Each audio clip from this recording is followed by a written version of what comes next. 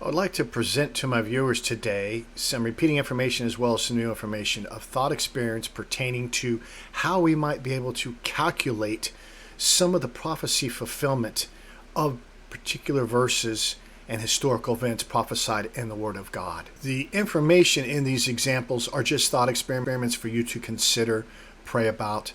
By no means am I saying they're 100% correct, but when you get repeating numerical patterns, you can't help but get excited of what they could potentially or actually. We will begin this theoretical process by investigating certain scriptures, specifically Revelation, Genesis, and the book of Peter, for timeline clues pertaining towards the millennium as well as the little season.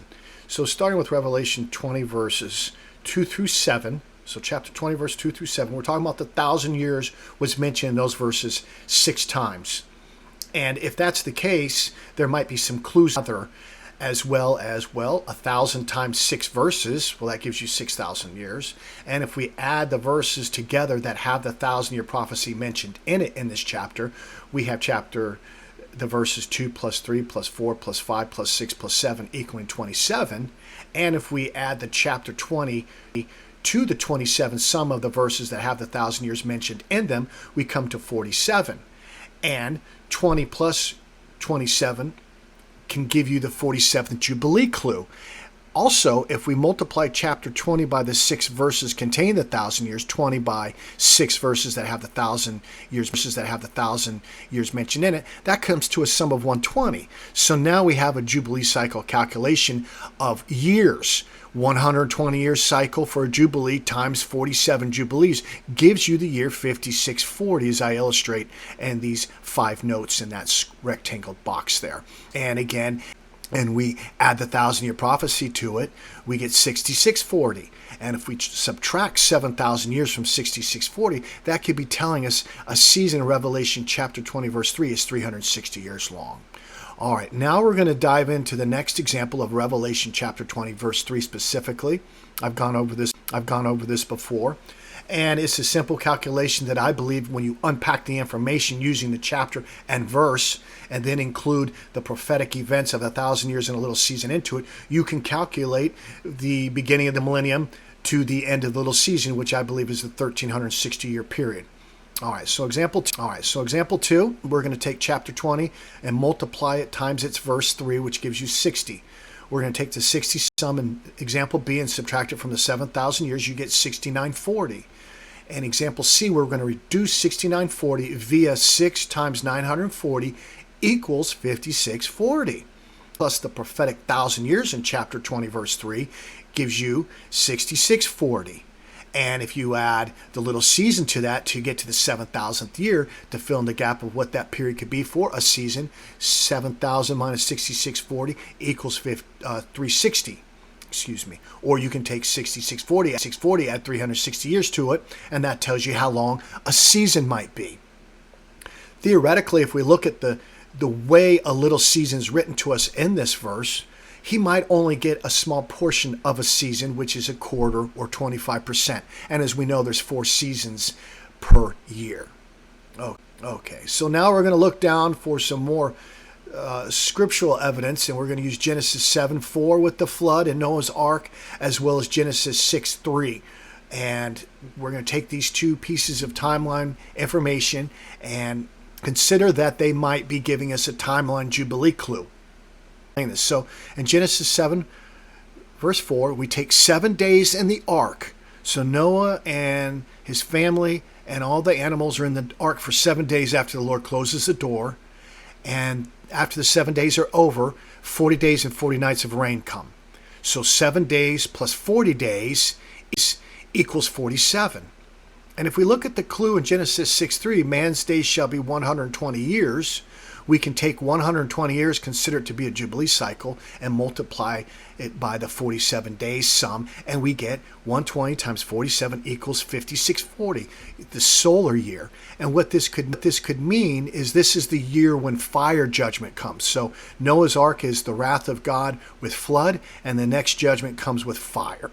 Moving on from 3a example to 3b example, is just a quick little study of how an interesting Gregorian calendar might be able to line up with this information in calendars, how we can calculate God's timeline, and they're just a comparison. So the year 595 is equivalent to 5570 when Christ was allegedly born. 628 would be the year 5603 on the solar calendar when Jesus died on the cross for our sins and was resurrected. 665 AD on the Gregorian calendar would be equivalent to 5640, the second coming year, as well as when fire came down from God out of heaven and devoured the first earth and the first heavens, as mentioned in 2 Peter 3 verses 10 through 13. And 2025 could be the 7,000th year equivalent between the two calendars of the Gregorian and the solar. Theoretical only. I'm not here to set dates. All right, let's move on to the...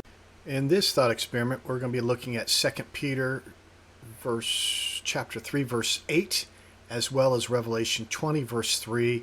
We're going to link them together because we can consider that Peter is telling us that there were 6 days for creation. There's also 6,000 years for men, and 1,000-day rest, or the Sabbath, or the millennial kingdom. And God and his Son are in control of that time period and have to abide by the law of God and his kingship. Now, what's interesting, if we look at it clockwise, many time is at hand, the hour is at hand. And I just did some thought experiments for you to consider, and the information turned out to be very interesting because it aligned perfectly with the Third Advent study book and my previous videos on this channel, as well as what I'm talking about once again in this particular section of the video. As what we're going to do is read the scriptures real quickly, take the information, and do some calculations with them to see what we can come up with and consider. That's all we're doing, is considering and looking for potential mysteries of the Word of God to be revealed to us. Because if all has been fulfilled, besides maybe the Battle of Gog and Magog and the Third Advent, men can be given more wisdom and understanding, possibly. Just food for thought. 2 Peter chapter 3 verse 8, "But beloved, be not ignorant of this one thing, that one day is with the Lord as 1,000 years, and 1,000 years as one day." So if we take a day's calculation clockwise and say, okay, we're going to 60 minutes times 24 hours gives us a total of 1,440 minutes per day. And now we're going to grab Revelation 20 verse 3 because we're trying to figure out what is the time span, or what is a circa of a season. And we can do that by just simply dividing 4 seasons per year into 1,440 minutes per day, or the minutes per day over a 1,000-year period. Remember, a day is 1,000 years, 1,000 years is a day, so we're just equating the minutes per day. Seasons, we get 360. So 1,440 minutes divided by 4 seasons equal 360.